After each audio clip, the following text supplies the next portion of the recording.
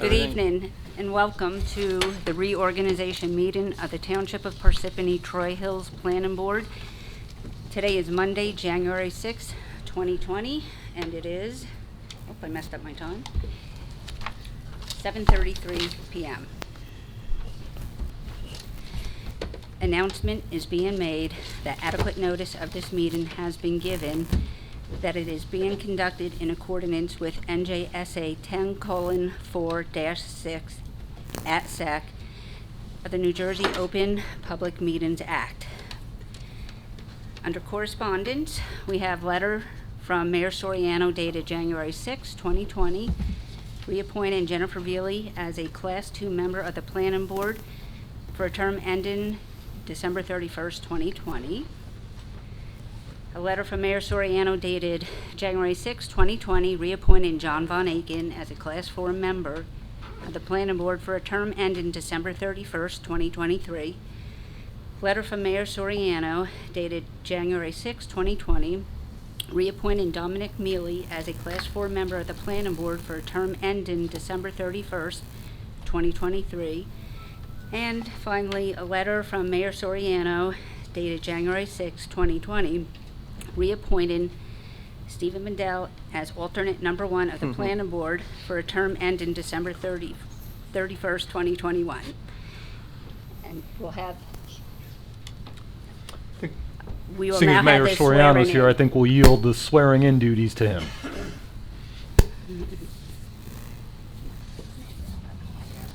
Mayor Soriano?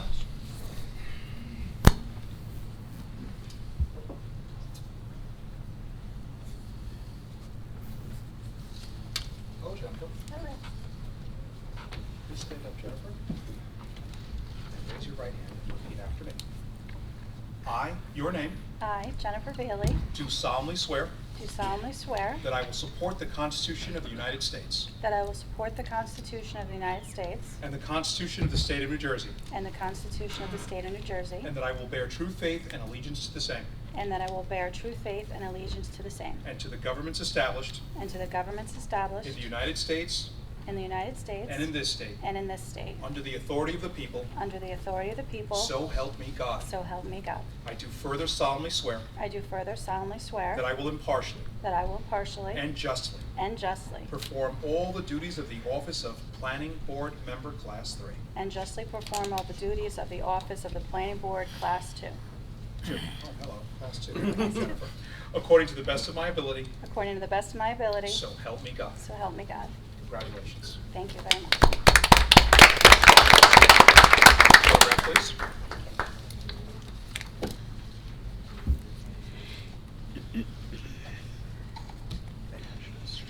Dominic, please stand. Please raise your right hand and repeat after me. I, your name, I, Dominic Mealy, do solemnly swear do solemnly swear that I will support the Constitution of the United States that I will support the Constitution of the United States and the Constitution of the State of New Jersey, and the Constitution of the State of New Jersey, and that I will bear true faith and allegiance to the same, and that I will bear true faith and allegiance to the same, and to the governments established and to the governments established in the United States and in this state, in the United States and in this state, under the authority of the people, under the authority of the people, so help me God. so help me God. I do further solemnly swear I do further solemnly swear that I will impartially impartially and justly perform all all the duties of the office of Planning Board Member Class 4, the duties of the office of Planning Board Member, Class 4, according to the best of my ability, according to the best of my ability, so help me God. so help me God. Thank you, Mayor. Congratulations, Tom. Thank you.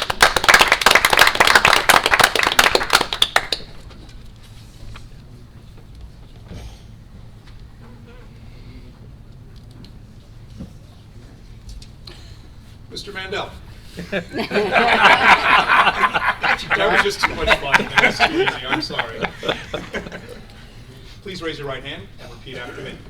I, Stephen Mandel, I, Stephen Mandel, do solemnly swear do solemnly swear that I will support the Constitution of the United States that I will support the Constitution of the United States and the Constitution of the State of New Jersey, and the Constitution of the State of New Jersey, and that I will bear true faith and allegiance to the same, and that I will bear true faith and allegiance to the same, and to the governments established and to the governments established in the United States and in this state, in the United States and in this state, under the authority of the people, under the authority of the people, so help me God. I do further solemnly swear I do further solemnly swear that I will impartially that I will impartially and justly perform all the duties of the office of Planning Board Member, alternate number 1, that I will impartially and justly perform all the duties of the office of Planning Board Member, alternate number 1, according to the best of my ability, according to the best of my ability. so help me God. So help me God. Thank you.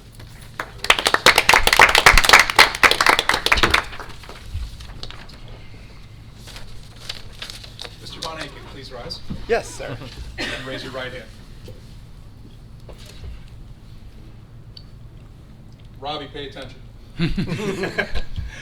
I, John Von Aiken, I, John Von Aiken, do solemnly swear do solemnly swear that I will support the Constitution of the United States that I will support the Constitution of the United States and the Constitution of the State of New Jersey, and the Constitution of the State of New Jersey, and that I will bear true faith and I will bear true faith and allegiance to the same and allegiance to the same and to the governments established and to the governments established in the United States and in this state, in the United States and in this state, under the authority of the people, under the authority of the people, so help me God. so help me God. I do further solemnly swear I do further solemnly swear that I will impartially that I will impartially and justly perform and justly perform all the duties of the office of all of the duties of the office of Planning Board Member, Class 4, according to the best of my ability, according to the best of my ability, so help me God. so help me God.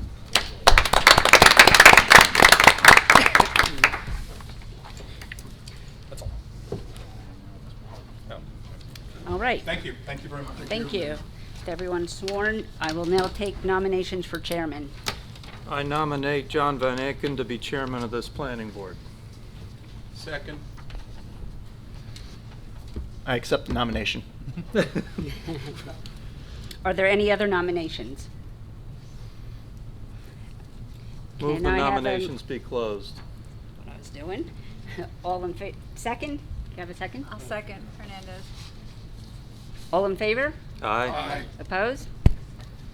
Chairman takes over. I think we still need to vote. We still need to vote as chair. We still need a roll call. Do we?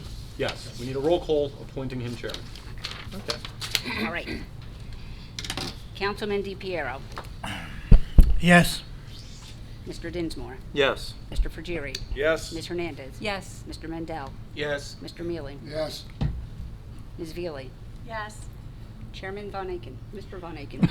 Yes. Chairman takes over.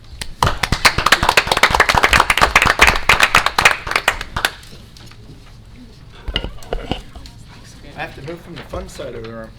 This is the fun side. What are you talking about?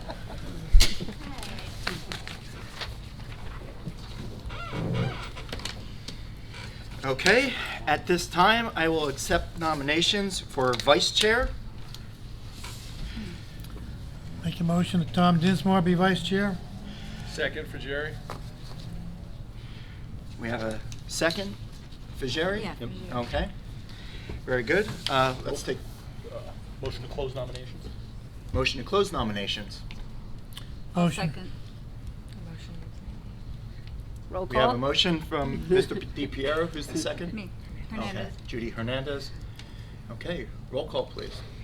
Councilman DiPiero, Yes. Mr. Dinsmore. Yes. Mr. Frigieri. Yes. Ms. Hernandez. Yes. Mr. Mendel. Yes. Mr. Mealy. Yes. Ms. Von Aiken. Yes. Chairman Von Aiken. Ms. Veely. That's going to take a Yes. little getting used to. Oh my God, after that first time. I'll never live it down. Sorry. Okay. Roll call on the nomination. I'm sorry? That was a motion to close, then we need a roll call on the nomination itself. Okay, all this procedure, right? Mhm. Okay, I guess then we'll need a roll call on the nomination for Mr. Dinsmore. Yeah. Now, the motion's on the table, now we just need the roll call on the nomination. Chairman DiPiero. No, oh my God, I don't know what's wrong with you. I apologize. Councilman DiPiero. Yes. Mr. Dinsmore. Yes. Mr. Frigieri. Yes. Ms. Hernandez. Yes. Mr. Mandel. Yes. Mr. Mealy. Yes. Mr. Patel. Not here. Ms. Veely. Yes. Chairman Von Aiken. Yes.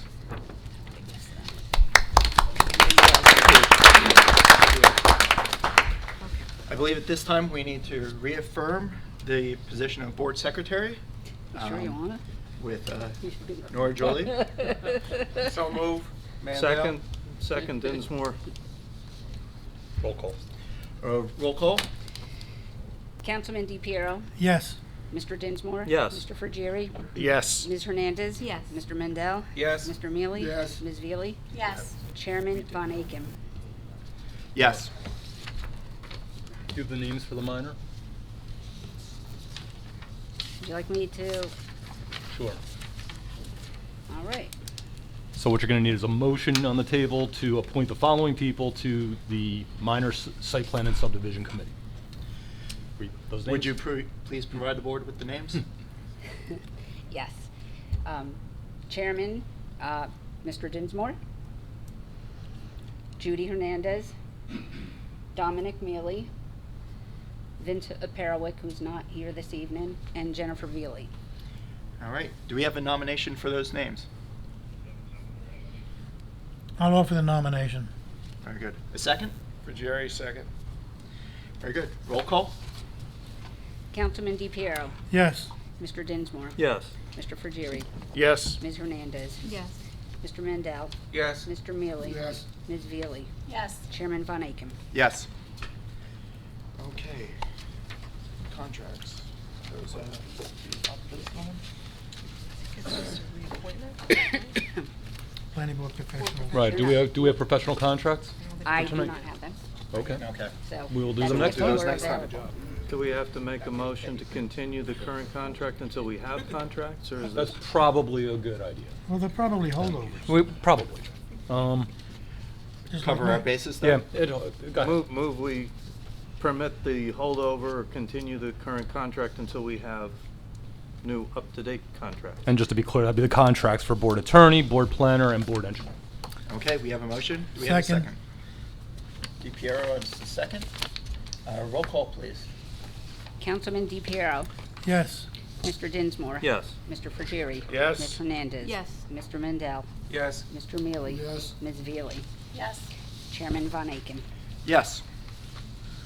All right, at this time, I'd like to recommend that we take a 10-minute recess. We motion to adjourn the reorganization Oh, meeting first. first. Okay.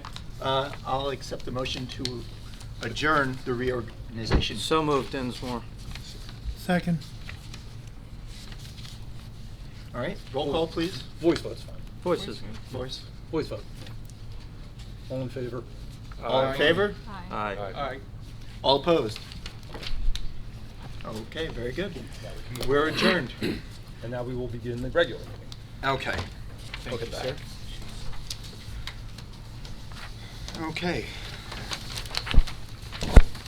So, this meeting is being called. The announcement has been made with adequate notice that the meeting being conducted is in accordance with NJSA 10:4-6 et sec of New Jersey Open Public Meetings Act. At this time, please rise for the Pledge of Allegiance. I pledge allegiance to the flag of the United States of America and to the republic for which it stands, one nation, under God, indivisible, with liberty and justice for all. Please be seated. Yeah. Roll call first. Okay. Roll call. Nora, can we have the roll call? Councilman DePiero, Here.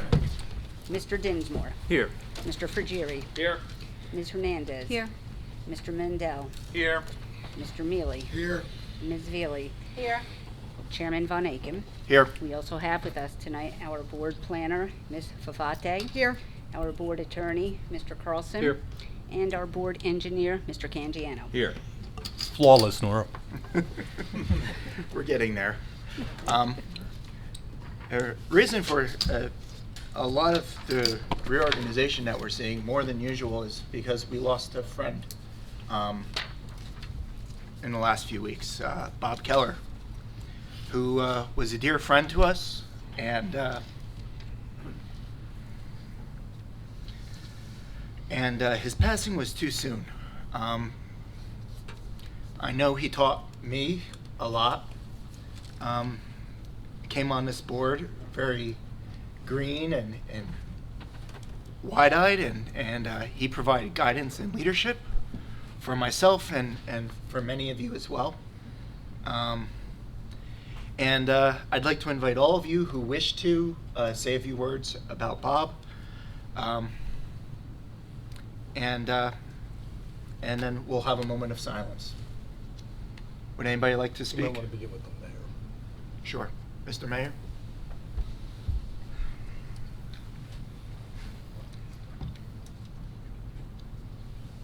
So, when December 20th rolled around, we here in Parsippany, we lost a friend and a mentor in Bob Keller. The fire department lost a firefighter. The Kiwanis Club lost a Kiwanian. The Sharing Network, which does a lot for donating of organs, lost a very strong advocate. The Parsippany United Methodist Church lost a deacon. And to some of us, Bob was simply just a friend. But he was our planning board chairman, and it was very important to him being planning board chairman and helping to bring in this master plan that will get adopted tonight and introduced tonight. Bob and I talked about this from the beginning, that we wanted to preserve our neighborhoods. We wanted to plan for the future, to protect this township. We wanted to be smart about what we were going to do as far as development, because we knew it was hard to fight it, but perhaps we could curb it and control it and stop a tsunami from coming in. But most importantly, to do what we could to preserve and protect this township. Side note, John, Bob and I talked about who he would want to replace him, and it was you. Tonight in the master plan, there's going to be a new preface that we put together to commemorate our beloved and departed chair. The little ditty that was put together is going to read like this. In loving memory of J. Robert Bob Keller, the 2020 Township of Parsippany Hills Master Plan is hereby dedicated to Planning Board Chairman J. Robert Bob Keller. Bob devoted over 20 years of his life to serving our community on the planning board, and as chairman, presided over the drafting of this master plan. The adoption thereof just after his untimely passing underscores the seriousness and respect that multiple administrations held for his thoughtful vision of Parsippany's future. His guidance and knowledge were invaluable in the crafting of this plan, and the themes and ideas contained herein are the product of his care and concern for our community. Although he will not have the opportunity to experience the fruits of his labor, his spirit is embodied in this document. Through the implementation of the master plan, the residents of Parsippany Troy Hills will continue to benefit from the efforts of this selfless leader for many years to come.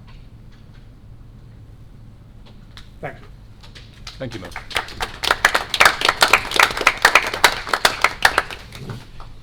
If any other members of the board would like to say any words, they're welcome to at this time. If I may. Mr. Pierre. I've served on the planning board on and off for the past 30 years, and I served with Bob for many, many years. I wasn't a Kiwanian, I was a Rotarian, but we respected each other, we worked well together, and we will all feel his loss. I came on the board in about 10 years ago, and he was there, and he and I just hit it off right away, that knowing that what was important and good for Parsippany, not for what any individual or group wanted. It was what the town needed that was important, and he was a friend. I would have difficulty saying more.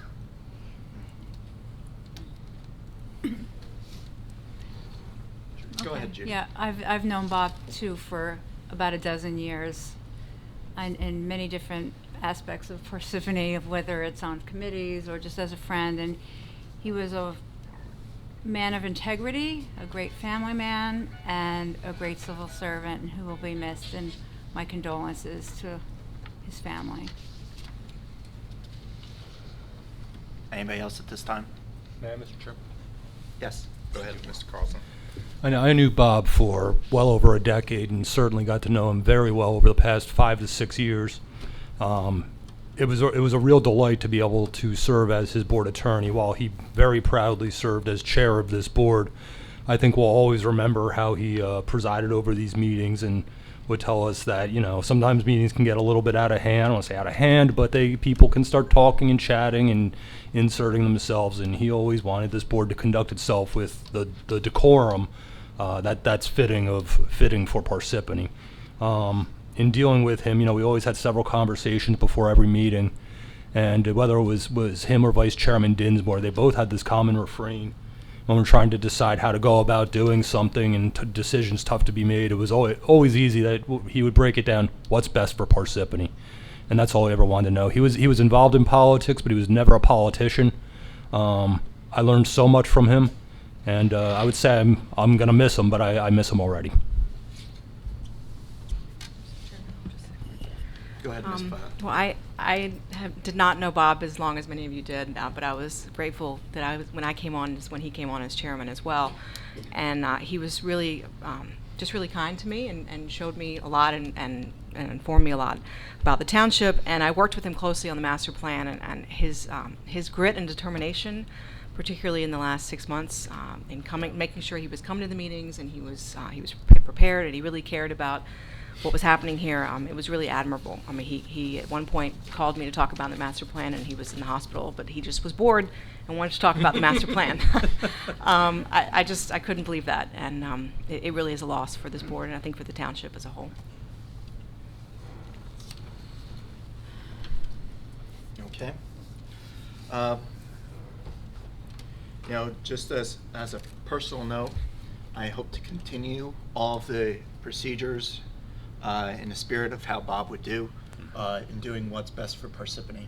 I know that all of the people here share that idealism, and will continue that activity on this board. So, with that said, I think we could use a 10-minute breather to collect ourselves and prepare for the second half of the meeting, where we will do the adoption of the master plan and then move on with the remainder of the agenda.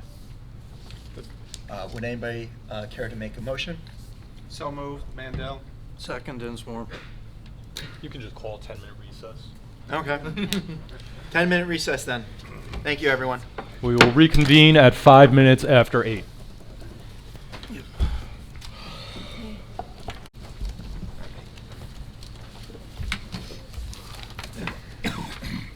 So many more papers now. Here. Thank you. Next item is Okay. Next item on the agenda is the adoption of the master plan. Ms. Vate, would you present? Yes, the presentation will be very, very brief. You have before you the draft dated today for the Township of Parsippany Torrey Hills Master Plan. As we discussed it the last couple of meetings, we made some changes based on the comments we received at the public hearing back in November. We received comments at the hearing, and we also received follow-up emailed comments, and we basically compiled all of those. We previously discussed with the board the response to those comments, and we also cleaned up, some typos and things like that. So what you have before you, and we sent you last week, is a draft that should reflect all of those changes. And I think really the only item for tonight is the addition of the dedication language as presented by the mayor. Otherwise, without any further comments, I think it's ready to consider for adoption, Mr. Chairman. Any comments from the board? Well, I went through 140 pages in the PDF and the email that Nora sent us. I actually don't have a copy of it here in front of me, but the email was, my comments are, one hell of a job. Oh my God. Thank you. It was very thorough. It looks as good as we were all hoping for. Thank you. So, I would be more than happy to move adoption, but there may be other comments before we We do need to that. open to the public first. Yes. If, Okay. Finish comments, then open to the public. Any other board members care to comment? All right, at this point then, I'd like to open up for the general public to comment on the master plan. All right, seeing nobody come forward, I'll entertain a motion to adopt the master plan. Motion for Jerry? Second, Dinsmore. All right, we have a motion and a second. Roll call, please. Councilman DePiero, Yes. Mr. Dinsmore. Yes. Mr. Frigieri. Yes. Ms. Hernandez. Yes. Mr. Mandel. Yes. Mr. Mealy. Yes. Ms. Veely. Yes. Chairman Von Aiken. Yes. Great. If I may, Mr. Chair, I think Susan Favate and BFJ Planning deserve a round of applause for that accomplishment.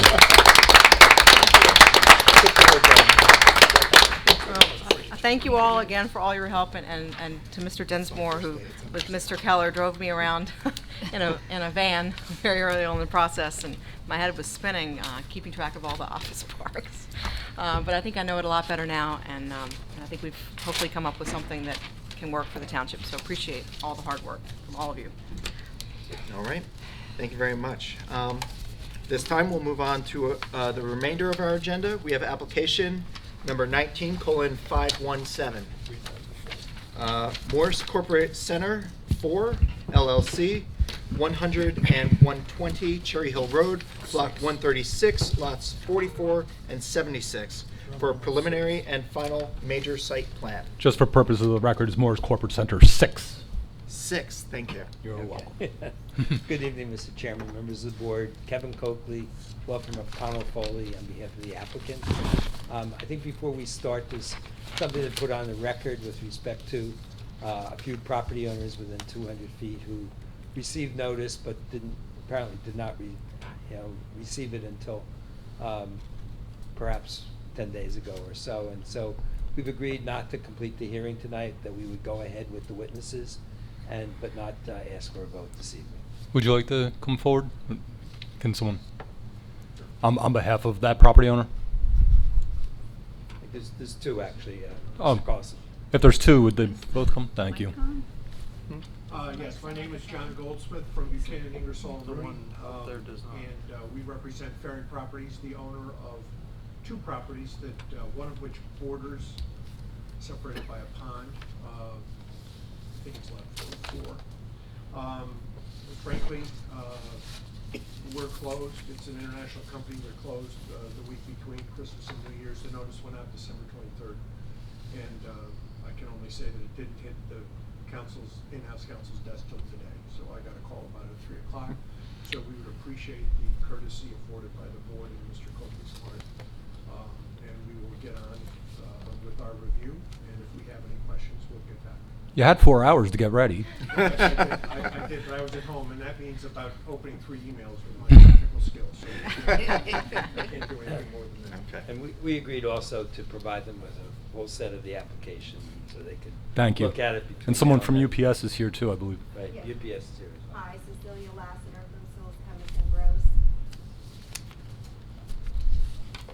Here on behalf of UPS. Likewise, my client did not get the notice.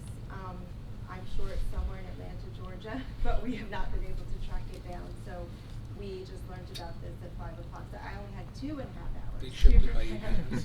But we do appreciate the courtesy of not voting tonight. Thank you very much. Okay. Now, if I may? Yeah. My understanding is it's been worked out between the applicant and the neighbors that, again, there'll be no vote on the application tonight, so that they'll have time to review it and decide if they want to proceed with anything. Mr. Coakley, are you willing to bring your witnesses back for a second hearing for the opportunity for cross-examination, if any? Yes, if requested. Yeah, and I'll ask the property owners, the neighbors, let us know which, if any, of those witnesses you want, so none of them are brought back here unnecessarily. Absolutely. Thank you. Okay. Very well. And we will be having a question and comment period as well? Yeah, we can open to the public tonight, assuming we get through all the witnesses. Very good. Okay. All right, Mr. Chairman, members of the board, as I noted, Kevin Coakley, Connell Foley, on behalf of the applicant. This is an application for... Does he have to be sworn in? No. No, Oh, okay. For 325 unit apartment building at the intersection of Upper Pond Road and Cherry Hill Road. Just giving you a little bit of history, SJP Properties was the main developer of the park, and they are affiliated with Morse Corporate Center 6. So it is a continuation of their interest in the park. The last major development in the park was the UPS property that was developed a few years ago for a couple 100,000 square feet, and that's at the period of time that Upper Pond Road was built. So we're here tonight as a result of discussions with the municipality over the last year or so concerning building this apartment use, and also to help satisfy the municipality's need for affordable housing. The site in question was the former corporate headquarters of BASF, which had a 120,000 square foot building there that was demolished about 15 or 20 years ago. There's some remnants of that site, but basically the site is vacant. The board gave an approval for development of the site in 2000 and then again in 2006, and that was extended for a 345,000 square foot office building, so much bigger structure than what's planned here, and for about 1,100 parking spaces. So it's again more parking spaces than is proposed now. So the name of the development is the Morrison. As they noted, 325 units with 162 in one building, 163 in the other, 20% of which will be affordable. The parking is approximately 600 parking spaces, of which about 268 will be indoor parking. The rest will be parking field, and there'll be some bank parking as well. You'll hear some testimony about that. We don't believe that there are any variances in connection with the application. You'll hear three witnesses this evening. Joseph Fleming, who's a civil engineer with PS&S, who's been the site engineer here for the Pizicki organization for many, many years, very familiar with the park, and has done all the principal buildings in the park. Stuart Johnson is an architect who will give you the rundown of the designs of the buildings and all of those features. And Gary Dean is a traffic expert who will compare basically the traffic for the use as an office park versus the residential use.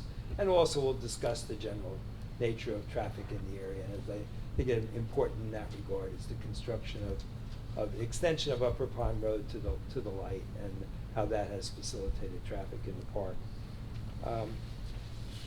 We'd like to have Mark, before we start, is a letter that I've sent to Ms. Pavidia concerning the affordable housing commitment on the project that she requested, and that has been provided to her, and we'd like to just have that letter marked as P1.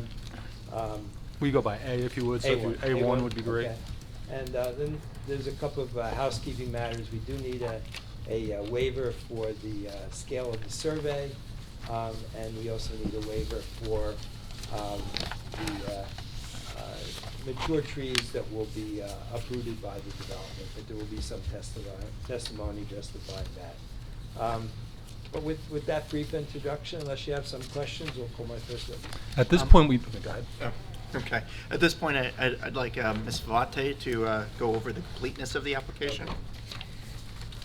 Sure, thank you, Mr. Chairman. And I also, in discussion with Mr. Carlson, we determined that this is the first site of the 7 individual sites that are within the township's affordable housing plan, and so we thought it would be good to refresh the memory of those who were involved in that process, or those who have not been involved in the planning for the affordable housing. So this is an inclusionary development site, which means that a portion of it is affordable and a portion of it is market rate.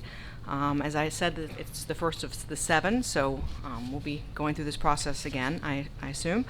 And for those who aren't familiar with the affordable housing picture in New Jersey, the township, like all municipalities, has a constitutional mandate to provide its fair share of affordable housing for the region.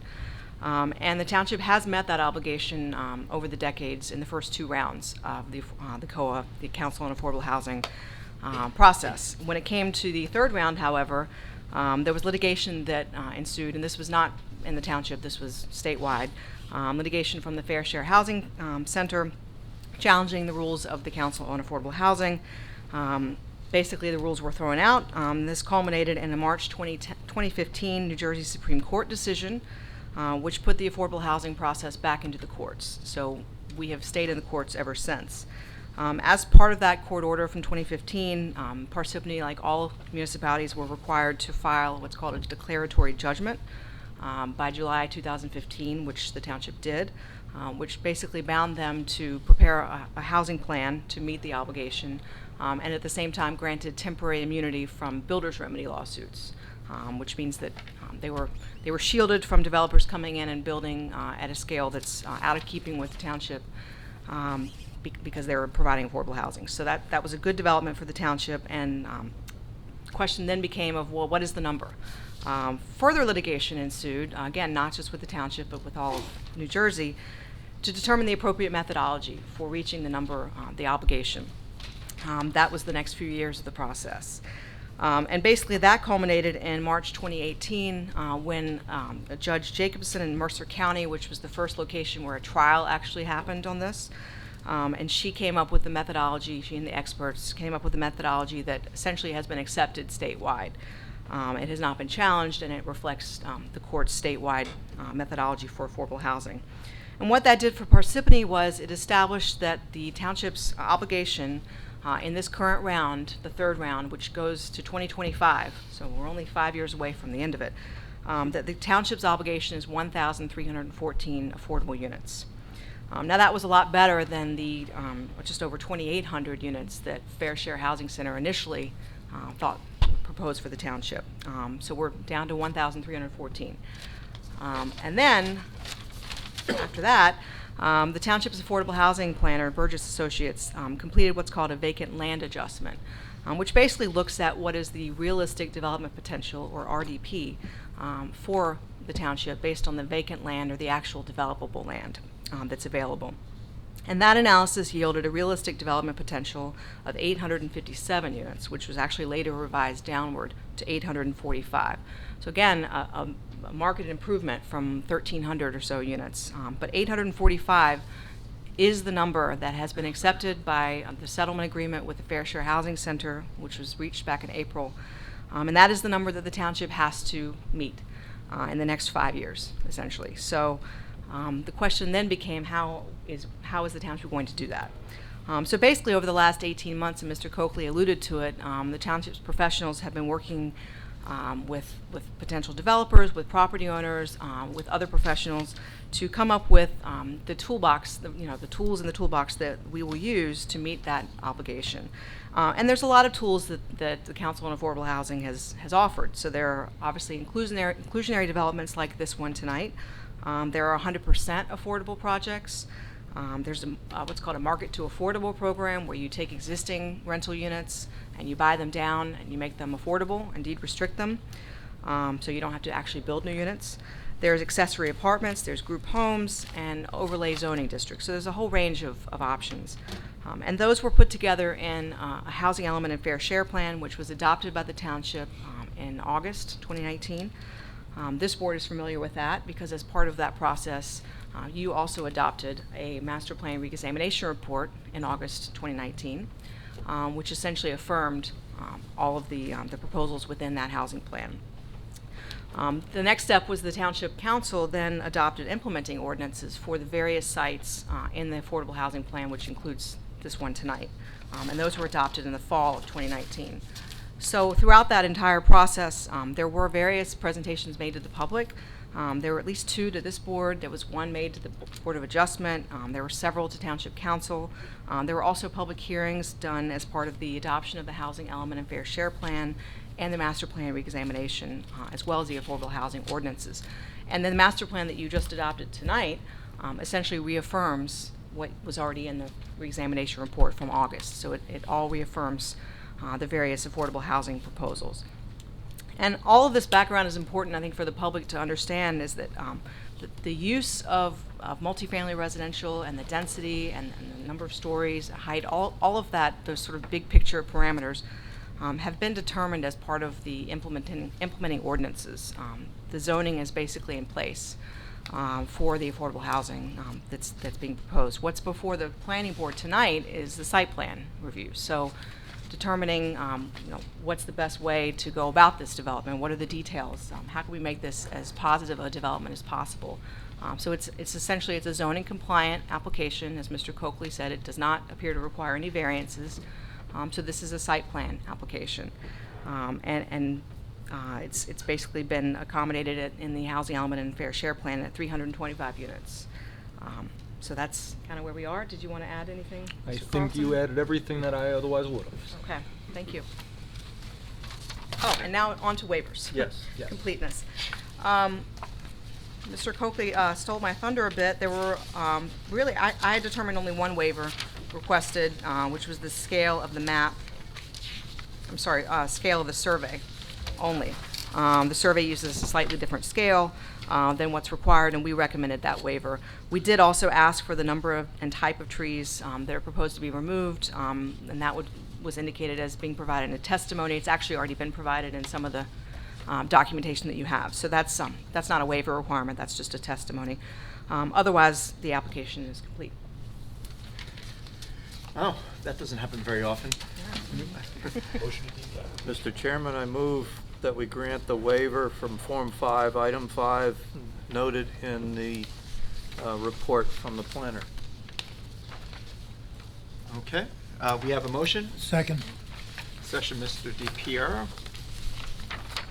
Roll call, please. Councilman DiPiero. Yes. Mr. Dinsmore. Yes. Mr. Frigieri. Yes. Ms. Hernandez. Yes. Mr. Mendel. Yes. Mr. Mealy. Yes. Ms. Neely. Yes. Chairman Von Aiken. Yes. All right. You may call your first witness. Mr. Fun. Mr. Chairman, let me hand this up to you. I marked it. Thank you.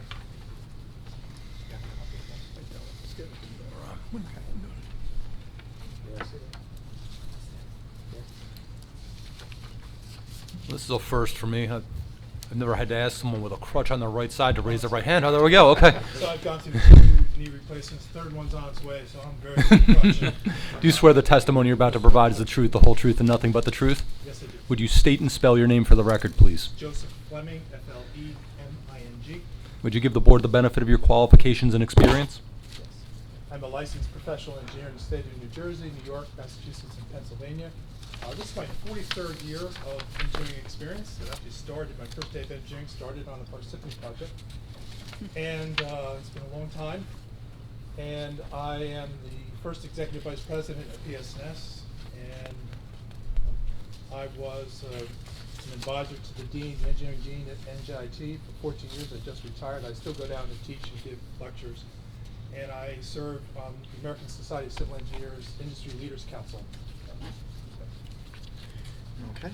Does the board accept the credentials? Yes. Okay. Thank you. Very good. You may proceed. Here's the other trick, though. You're going to need to speak into a microphone. If we're You know, we have a microphone on a stand behind you, if it's any easier. I don't know if that works. No, that's okay. I'll sit. I just have to, maybe Mark, if you can help me with the boards, then I'll just stay seated. Oop, oop.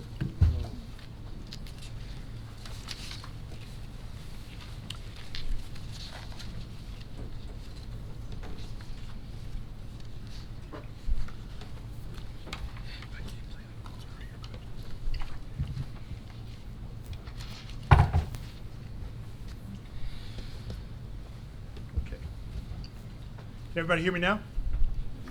Excellent. So what I'd like to do is just give you an orientation of the project from the beginning. This will be a little repetitive. The drawing that's up is our drawing C4, its existing conditions and demolition plan. It's a little difficult to see. But as Mr. Coakley indicated, this site did serve the ASF quite some time ago.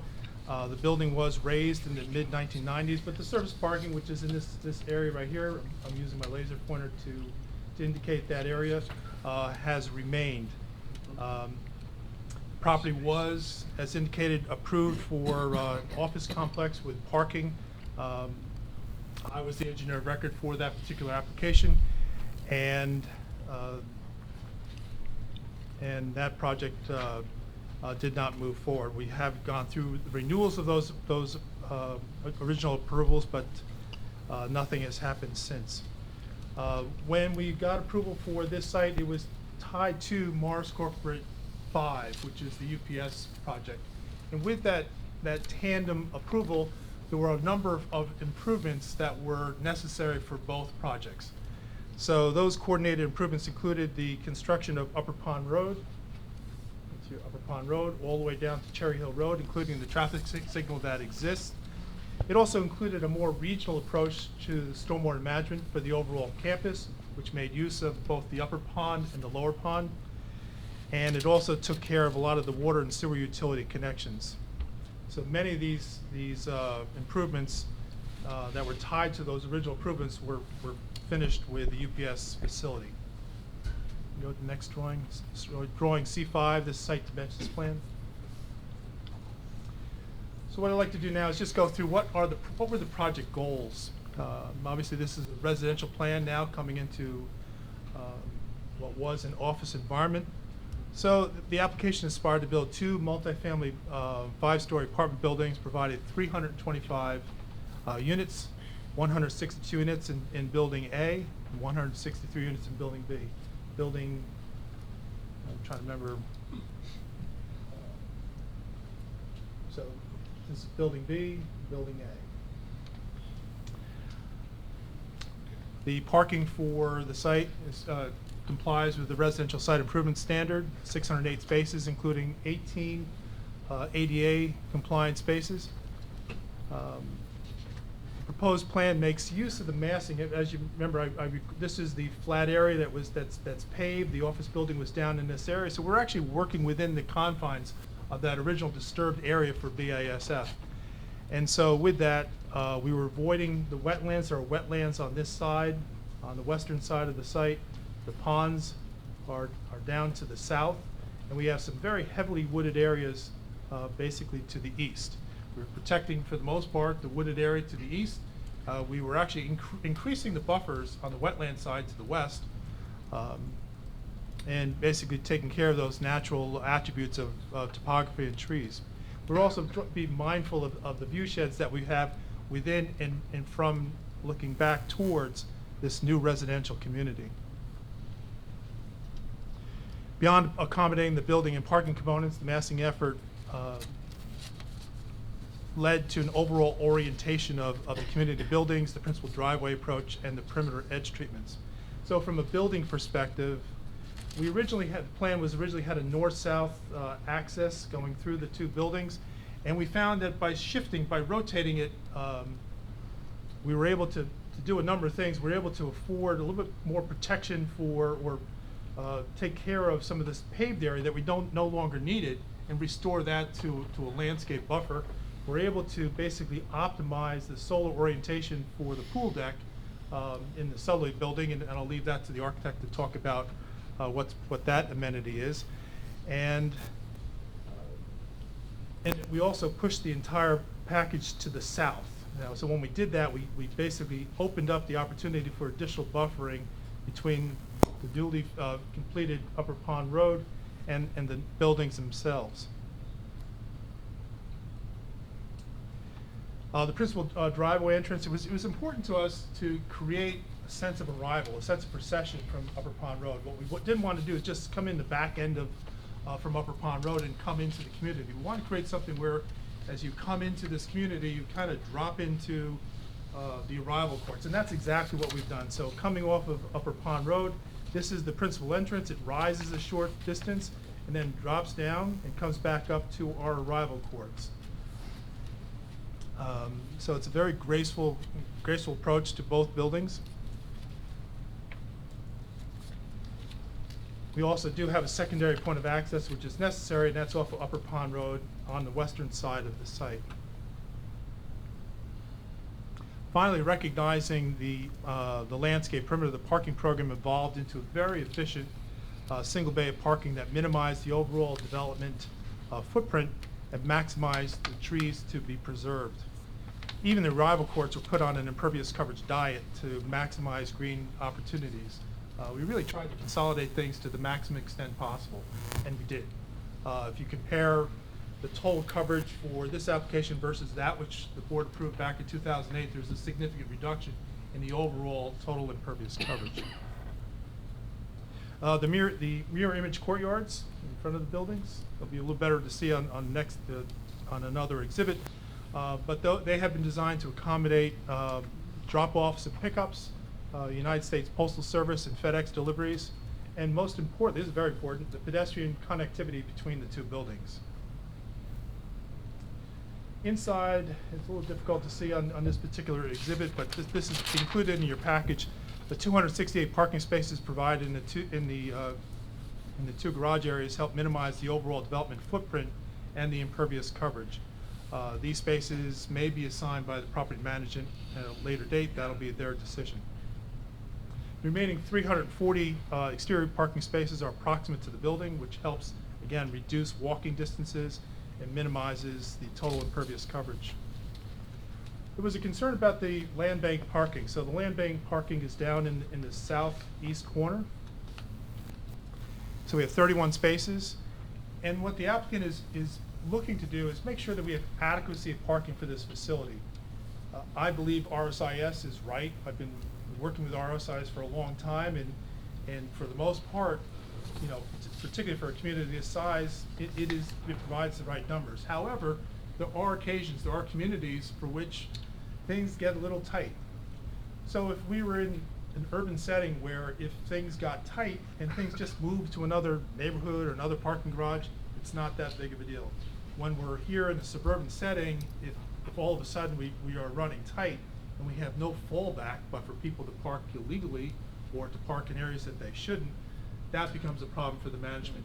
And so what I was asked to do is make sure that we provided some safety valve that in the event that all of the best estimates for RSIS kind of fell short here, we had the opportunity, or the management had the opportunity, to remedy that without having hardships within the community. So we have built in this safety valve. We have accounted for all the impervious coverage for the ultimate build out of this parking.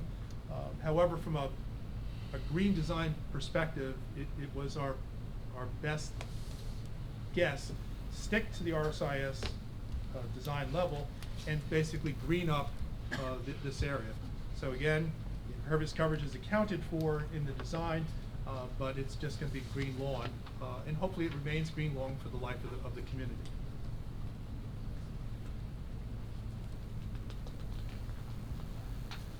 Again, there was a question of, well, when do we decide whether or not to turn this into pavement or not turn it into pavement? Again, the management of the building, especially with SJP at the helm, I would expect them to make the right decision. If there are pushes in tightness in the parking, or people are forced to park in random areas that they shouldn't, then they'll know to activate these spaces. I should also mention that all roadways and driveways have been designed to accommodate school buses, your Parsippany fire apparatus, and delivery trucks. Next drawing is drawing C6, the grading plan. And these are all drawings that are in your package. They're all dated November 8th, 2019. So with the opportunities that I discussed at the massing plan, which is very, very important, the grading plan actually became easy for us. We wanted to make sure that we had easy gradients for both parking and for pedestrian movement in and around the facility. With the established development grades, the plan also creates strategic landscape berms and transition slopes. So one of the most important ones, we have an undulating landscape berm here between the development and Upper Pond Road. And we also have some additional berming that's now going to be occupying an existing paved area, getting rid of the pavement and creating more, landscape buffering on that north west corner. The landscape berms will have a subtle gradients for the most part. The steeper components would no more than 1 foot vertical versus 3 foot horizontal. We have a lot of soil to spoil at this point, and so we have an opportunity to kind of build these berms up so they can really be meaningful landscape elements. We don't want them to turn into Army Corps of Engineers dikes or you know, things. We want these things to feel like a golf course, you know, undulating berm, and so that's what's in the plan. While the grading plan sought to avoid structural walls, the southerly push that I mentioned earlier ago, so again, we push this thing to the south, we do have a retaining wall in this south corner. And so, and the reason for that south wall is we have Cousins Dam, the dam that separates the upper pond from the lower pond, and it was necessary for us to structurally kind of keep that grading transition away from the dam area. We do have a gentle ramp coming down for the purposes of maintenance and serviceability of the dam, but we needed a wall to do that. So this modular block wall, we have a lot of experience with modular block walls. At our maximum height, we have a 10-foot exposed surface, but for the most part, it feathers out to 0 at the end. So the average height for this entire length is less than 6 feet. We have given ourselves a generous amount of room on top of the wall so that we can provide sufficient plantings, and I'll talk more about them when I get the landscape plan. But we have plans that, you know, plantings that make it a little bit difficult for kids and other people to kind of come to the edge of the steeper portions. And we also have cascading forsythia and others that kind of drop down the face that basically create a living green wall as opposed to a hard masonry surface. So again, having sufficient room for landscaping is important, and that's what's incorporated in this plan. As I mentioned at the onset, grading was important. So we have relatively gentle grades throughout this, you know, through the paved areas and the walkable areas, and they're basically a range from 1% to 4%. A very comfortable gradient. Next exhibit. This is drawing C7. It's our drainage plan. So this plan works in concert with the previously developed stormwater management plan and makes use of the 2 already designed and permitted constructed outfalls. Those one outfall is over here, and the other outfall is in this direction. So again, this is part of the original plan. They were permitted by the DEP, and they were constructed. So there's no change there. No change. We're making use of those connections. And so for the UPS application, which the board approved a couple of years ago, there were some modifications to the outlet structures for both the lower pond and the upper pond. Those were reviewed and approved by DEP, and they, from a master plan regional approach, now take care of full peak flow attenuation. In other words, reducing the rate of runoff to the pre-existing rate for this area of the site, and we are just kind of dropping in this development in full compliance of what has been already approved. Additional peak flow attenuation was provided by a 48-inch diameter detention culvert. We found it necessary for, because of the balancing of the flows between the 2 outfalls, I needed to slow water coming down to this particular one. So it's a little bit of a trick. We take a large diameter sewer, 48-inch diameter sewer, we let the runoff come to it, and we basically reduce the rate of runoff leaving that culvert. It fills up to a certain point, and then slowly discharges through that outfall over a longer period of time. The rate is reduced. We just increase the time that it takes to get released. Again, while the site stormwater management plan was designed and approved on a regional basis, we wanted to augment it. There were a couple of things that we thought we could do in the process to make it a little better. Actually, your rain garden outside was I saw it for the first time a couple years ago, and I thought, gee, I think I could do something. I can use that here. So we have 4 of them.